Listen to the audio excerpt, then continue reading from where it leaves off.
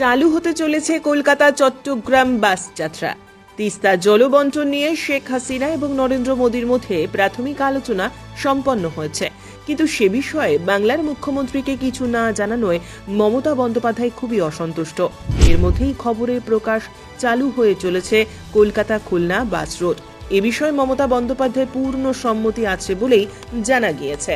এখন কলকাতা থেকে 3টি আন্তর্জাতিক বাস রুট চালু আছে: কলকাতা ঢাকা, কলকাতা খুলনা এবং কলকাতা আগরতলা ভায়া বাংলাদেশ। সম্প্রতি বাংলাদেশ সরকার ঢাকায় অবস্থিত ভারতীয় হাই কমিশনারকে জানায় কলকাতা যাওয়ার যাত্রীর সংখ্যা বেড়ে চলেছে। এটা লক্ষ্য করেই চট্টগ্রাম থেকে কলকাতা যাওয়ার বাস চালু করা হোক। তখনই বিদেশ মন্ত্রক সক্রিয় হয়ে ওঠে। রাজ্যের মুখ্যমন্ত্রীর সবুজ সংকেত মিলেছে সেই সূত্রের খবর। নবান্ন সূত্রে সম্প্রতি জানা গিয়েছে, রাজ্যের মুখ্য সচিব বিপি গোপালিকা বিদেশ সচিবকে চিঠি দিয়েছেন।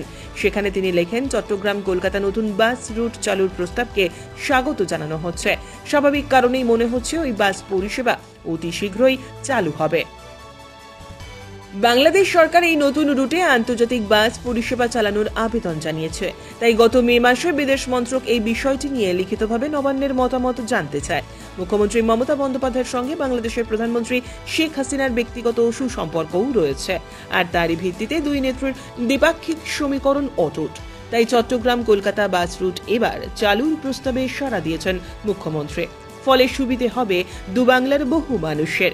বিশেষ করে বাংলাদেশ থেকে বহু মানুষ কলকাতায় চিকিৎসা করাতে আসেন, তারা খুবই উপকৃত হবেন। ব্যুরো রিপোর্ট, উত্তরের প্রহরী।